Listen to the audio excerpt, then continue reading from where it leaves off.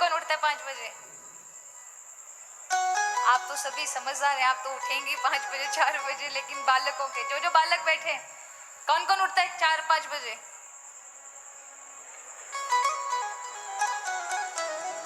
ये भाई लोग बैठे हैं, इनमें से कोई उठता है? आप उठते हैं 5 बजे? बहुत अच्छा। देखिए, ब्रह्म मुहूर्त का जो ब्रह्म मुहूर्त कहा जाता है, ध्यान दीजिएगा मेरी बात पर, क्यों कहा जाता है? आप 7 बजे उठें, आप सूर्योदय के बाद उठें, बाद में उठें, ठीक है, एक उठने का विषय आपकी अपनी दिनचर्या है, लेकिन ब्रह्म मुहूर्त में उठने वाला व्यक्ति और उस समय उसकी निद्रा खुल जाए तो कहा जाता है कि ब्रह्म मुहूर्त एक ऐसा समय है जिस समय सारे के सारे भगवत भक्त, संत जन और जितने भी दृश्य अदृश्य शक्तियां होती हैं उस समय चेतनता में आती हैं।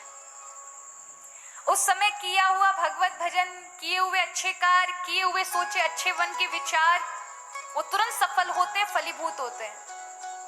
और कहते हैं उस समय भगवान नव चेतना बांटते हैं संसार को। जो ब्रह्म मुहूर्त में उठता है और ब्रह्म मुहूर्त में उठकर भगवत कार्य में, अच्छे सत्कार्यों में विचार करता है, मनन करता है, भगवत नाम लेता है, उसके जीवन में कभी व्याधि नहीं आ सकती। लेकिन जो महाराज उठेंगे 9-9, 10-10 बजे, क्या होगा? सूर्य भगवान जो प्रकाश के देवता है ना, वो नव चेतना देने के लिए प्रथम वेला में उपस्थित होते हैं और हम खाट पर पड़े रहते हैं, बेड पर चद्दर टांग करके।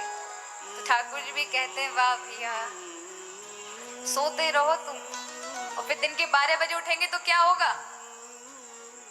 वो जो चेतनता थी, वो चेतनता ऊर्जा आपको मिल नहीं पाएगी। ठीक है, आप कार्य करेंगे, हो सकता है बहुत सारे अच्छे अच्छे कार्य कर लें, लेकिन आपको एक उमंग नहीं होगी, एक उछाव नहीं होगा जीवन में।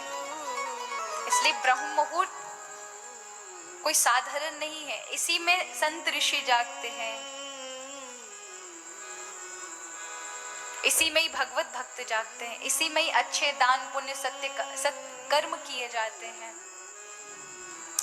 जो कहते ब्रह्म मुहूर्त में उठकर भगवत भजन करता है, बालक पढ़ते हैं ब्रह्म मुहूर्त के अंदर, वो विद्या को प्राप्त कर लेते हैं। इसलिए 3 बजे से 4 बजे के बीच में, 5 बजे के बीच में अवश्य बालकों को अध्ययन करना चाहिए। ये समय होता है जिस समय आपको बुद्धि का विकास मिलता है, प्रकाश मिलता है, स्मृति बढ़ती है, और उस समय अगर आप सो रहे होंगे ना तो ज्यादा दिन नहीं बुद्धू बन जाओगे महाराज। यही समय है कि इस समय अगर आप पढ़ेंगे, अध्ययन करेंगे, भगवत भजन करेंगे, तो जो आप अपने मन में किसी भी प्रकार का भाव बनाकर रखें वो तुरंत उसमें सफल हो जाएंगे। इस दुनिया में कोई भी कार्य असफल नहीं हो सकता, लेकिन आपका किया हुआ नियम, याद रखिए भगवान को नियम बड़ा प्रिय है। कभी कभी क्या होता है, पूर्व में हम जब बालक थे तो नियम नहीं थे हमारे, अब हमारे नियम हो गए तो अब बहुत सारी चीजें देखनी पड़ती हैं।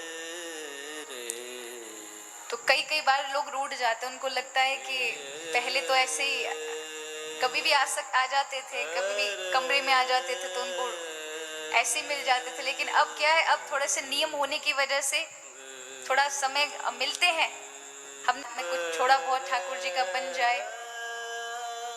अगर उसको छोड़ देंगे तो फिर हमारे पास क्या रहेगा? तो इस बात को आप भी, जहां हम भगवत नाम का बोलते हैं, अगर उसका थोड़ा भी अनुसरण नहीं करेंगे तो फिर कृपा प्राप्त